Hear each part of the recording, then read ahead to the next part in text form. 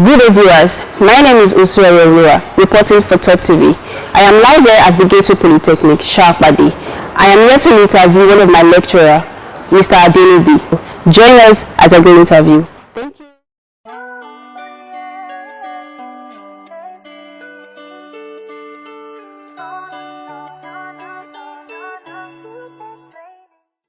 Good day, sir. Sorry, can I meet you, sir? Alright, my name is Samuel Olumide Adenubi. Okay, sir. Born in Kano State. Wow. Over 3 decades ago, to the family of late Chief Adewale Adenubi and Caroline Adenubi. So I came from a polygamous home. Wow. Alright, are you married, sir? Not really, but very soon. Wow, I pray so. So I want to know about your educational background, the school you went to, and your university levels. Alright. For my education background, since I told you earlier on that I started when I was born in Kano State. So I started my primary school in Kano State, in 2 primary school like that. One is Dawakin Tofa Primary School, okay, close to Katsina State, but in Kano State. But after some time we left Kano State. I left Kano State for Lagos, back to the southwest. So I continued my primary school with Anglican Primary School, that's where I finished from, at Atogudu. Okay, so from there I moved to Ojota Junior Secondary School. So I was there boy, even in junior secondary school. From there I moved to Ojota Senior Secondary School, where I did my SS1, SS2, and from there I moved to Ladubu Secondary School because of one issue like the other, back to Ijebu, my hometown. That I finished from Ladubu Community High School for my secondary school. I haven't done it, haven't completed my secondary school. Like, wow, what will I do next? I wanted to study law. So I have to I was preparing for law. I and my immediate younger sister, though she ended up doing the law.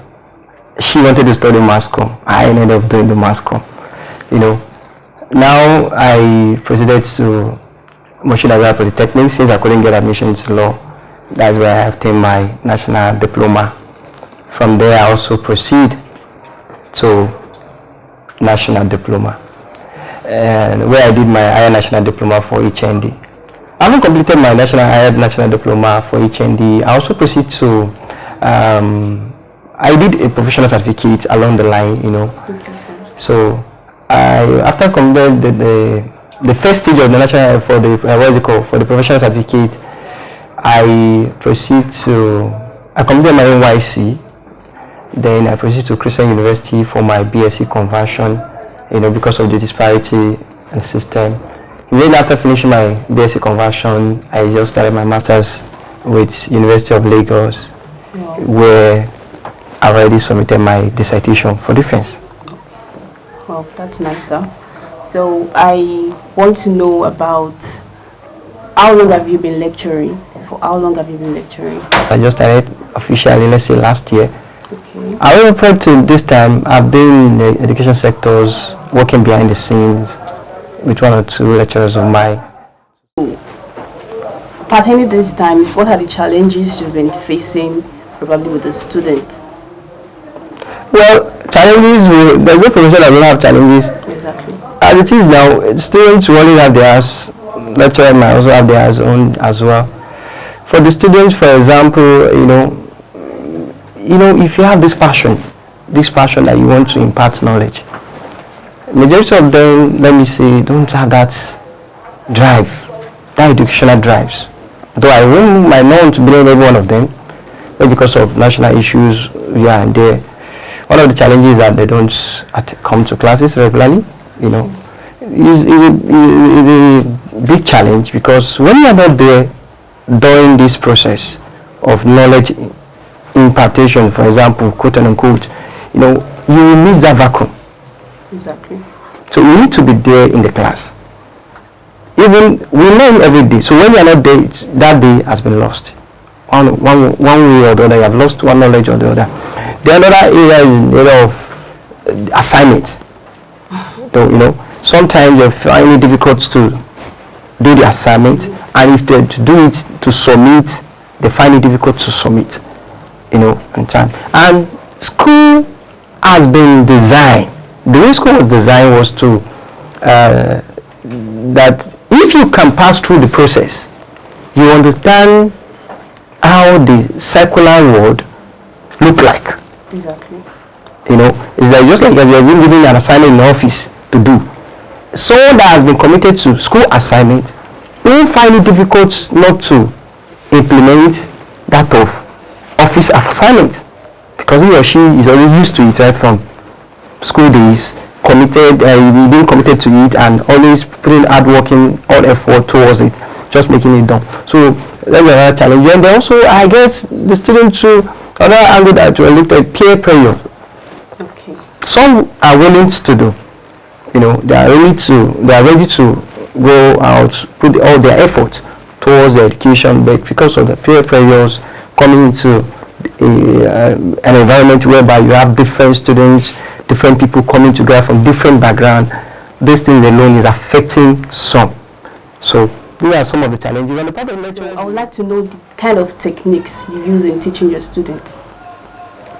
Well, there are different techniques, I believe. To me personally, I love to engage my students in class with practical life examples. I don't want my students to cram because I'm not used to it. I wasn't trained that way. I want them to have this knowledge of what is going on based on that topic. If as much as possible, I'll try to relate it to them. So most cases is that I make use of the life activities, what they can see, what they can observe in the class. Take for example, if I take you a research, I'll tell you the independent variable is the salt. Because without the salt inside the soup will be tasteless. Yes. Hope you get my point. Yes. Now, by the time you are just explaining independent variable as a concept in an abstract manner, the student will find it difficult to understand. But by the time you relate to what they can feel, what they can see every day, they can easily understand and be able to interpret it and use it.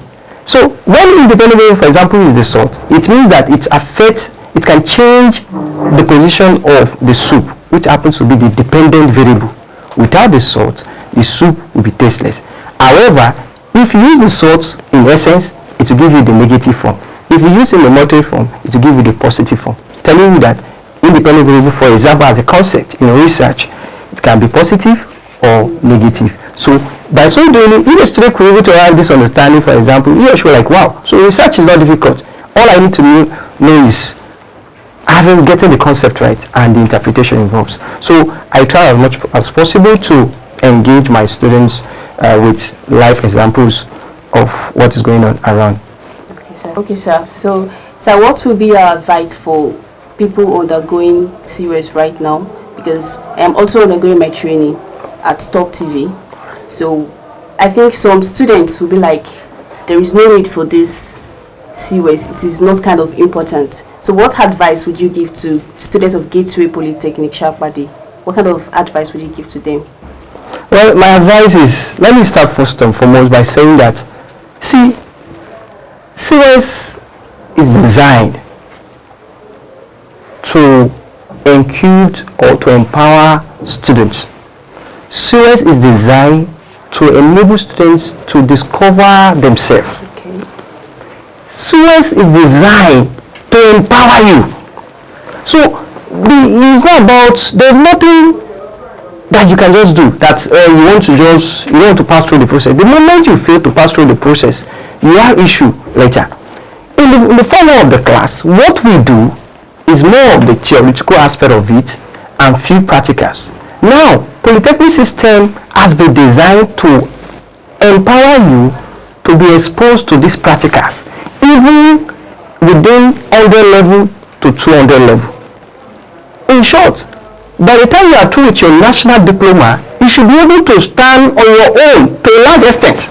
Okay. See, I've seen testimonies, for example, of One of our students, currently she is in HND1, she came in here to my office and she was telling me that, sir, sincerely speaking, I said, okay, can you come and teach me so? He said, why will you pay? I said, why will I pay? She said, because she learned it during serious. I said, wow, that's great. I said, okay, don't worry. How much do you charge? So it means that, for example, she has already had a source of revenue through serious. She was taught video editing. What I wasn't privileged to be taught. So that tells you that if you can subject yourself to this 4-month training, in short, you are already ahead of those who are in 400 level university or maybe HND that does not subject themselves to this process. So COS is meant to empower students. You know, that is one in the area of, okay, I can do this in photography, I can be able to do this photography, like I can be able to edit, I can be able to do this. You discover yourself. So by so doing, you will not be maybe that independent. Yeah, you're trying to depend on your parents every time. You have other source of revenue. So source of income to fall back at. The other one is area of discovery. As I said, you discover yourself. If you don't know where you are going to before, you're able to discover yourself through COS. Then the knowledge cannot be quantified. It is this thing that you've been paid for after you might have finished your schooling. See, value is the basic things of life. All this Ronaldo of this world, Messi of this world, where they are earning more is because the value they can deliver. So the more skills you acquired through this COS, the more valuable you are in the future. If you go to some extent, organization cannot even do without you. Even if after they are to replace you, they can never find a replacement for you. They can only substitute you. They can't find a replacement for you because of your value that you have. So I will encourage COS students, they should ensure that they should be committed towards it. Okay, sir. They should be focused. With this COS, they can discover themselves, they can empower themselves. Okay, sir. Thank you very much, sir. Thank you so much for your time, sir. Alright, viewers, my name remains Oreoluwa, and my lecturer here is Mr. Adenubi, and I hope you've learned 1 or 2 things from him. So don't forget to subscribe on our YouTube channel, TOB TV. Bye!